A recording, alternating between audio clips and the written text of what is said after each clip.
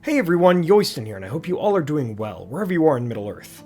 With the release of War of the Rohirrim later this week, I wanted to share what I will be watching and hoping to see for this movie to, in my mind, be a success.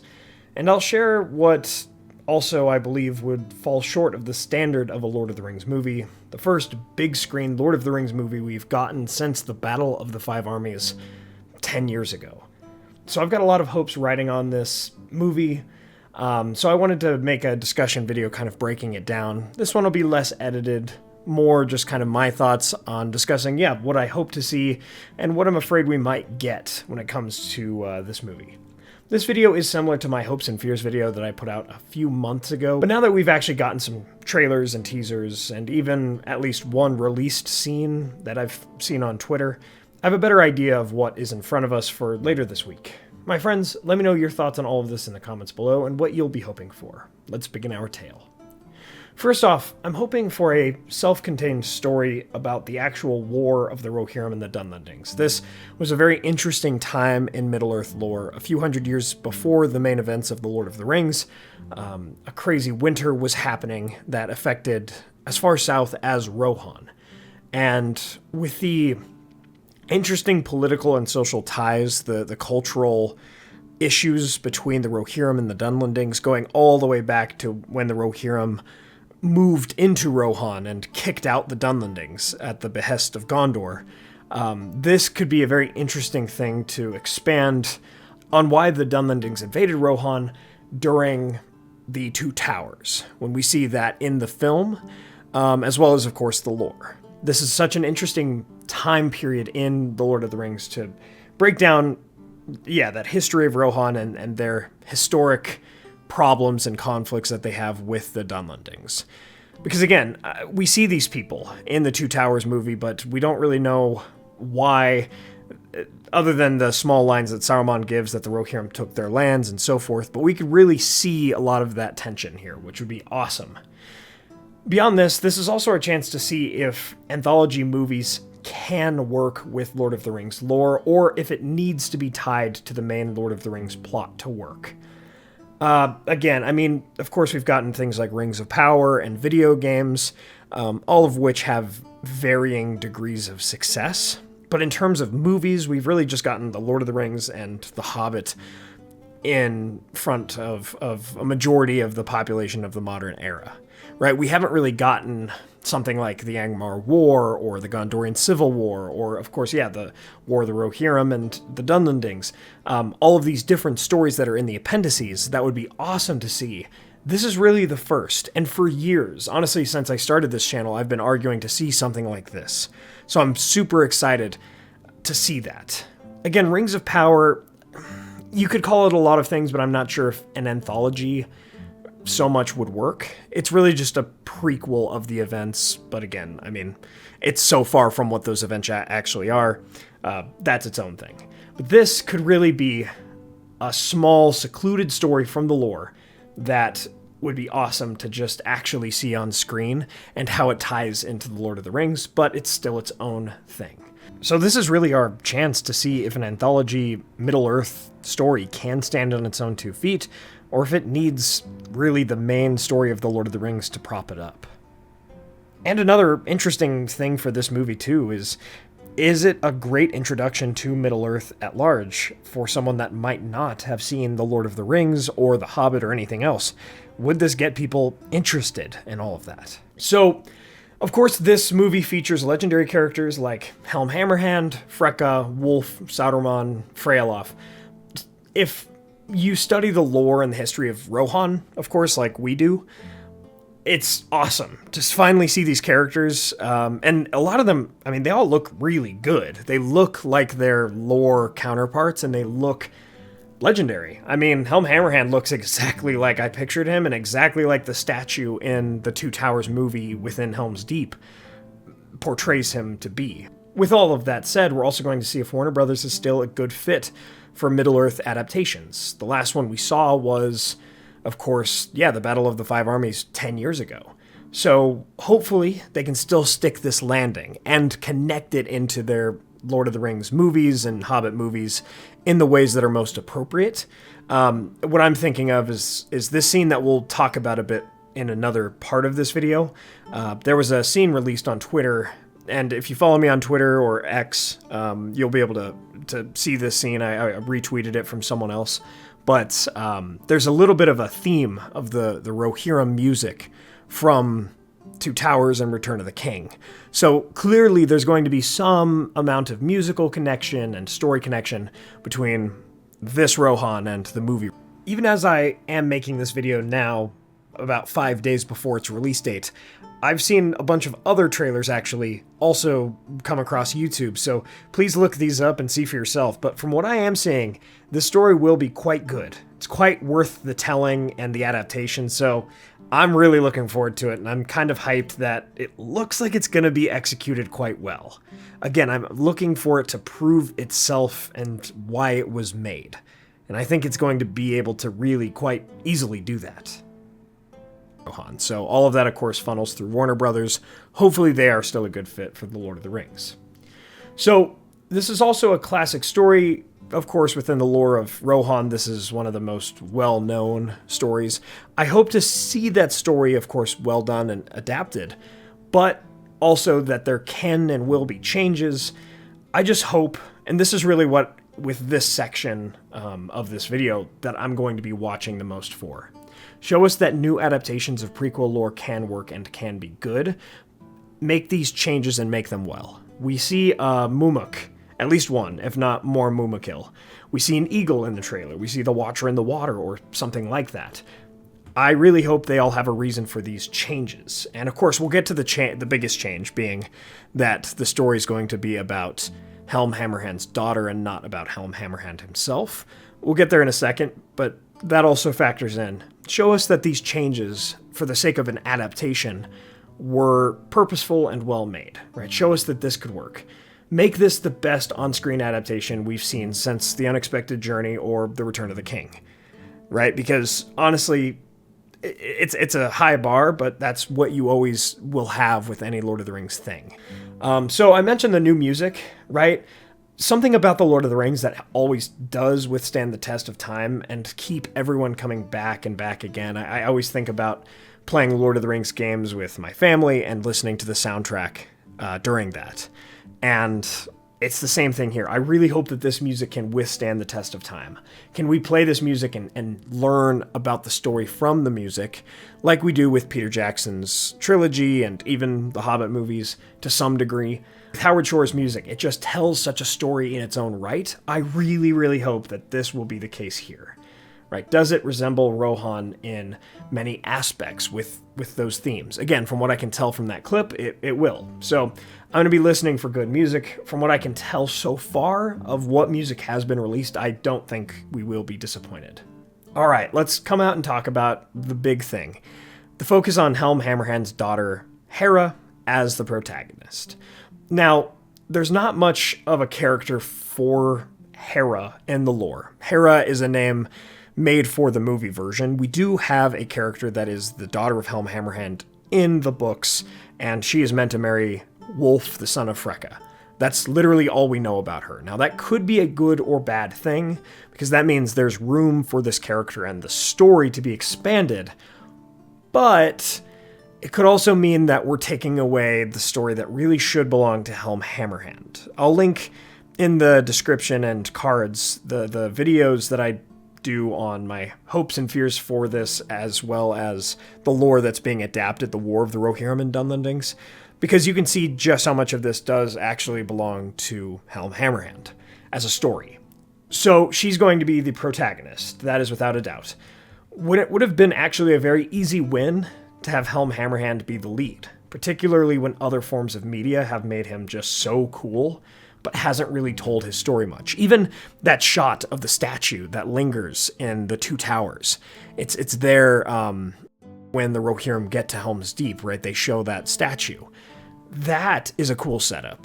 In Shadow of War, right, the second Shadow of game, they make Helm Hammerhand like this guy with a crazy, kind of cool backstory, but he's done some evil, and then they made him a Nazgul, which has not been seen in the best light, right? I don't quite love that choice, because the character himself in the lore is awesome. He deserves to have his story told, and he's really cool. People would love this guy to be just the front and center man, but he won't be. He's gonna have some cool moments, as we see in the trailers. And it's not like he's some perfect character. He does plenty of wrong and kind of maybe potentially evil things, like at least short-sighted things that gets the Kingdom of Rohan in trouble, for sure. But he should still have some really cool moments, and he will, from what I can tell. But they've evidently made the choice to make Hera, again, that's her name in the movie, but she doesn't have a name in the lore. That's going to make Hera the lead. And so we'll see, right? I mean, I hate to necessarily draw this comparison, but it's the only other kind of Lord of the Rings adaptation that's on this scale recently. So Galadriel and Rings of Power, right? That has shown to not be the best decision, because she's not really... Galadriel as a character in the lore is not the lead of the Second Age, if there is one.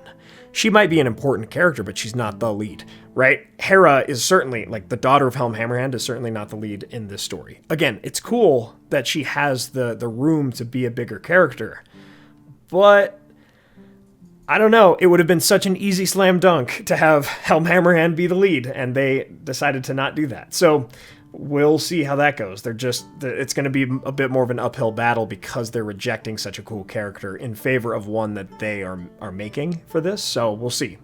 Now, the trailer and the clips tell us a lot about her. They tell us. They don't really show... they show her writing really well and all of this kind of stuff, but they tell us a couple different things. Like, literally just, the whole show don't tell. They're kind of doing the opposite of that in this trailer, but it's a trailer, so I'll give it a pass.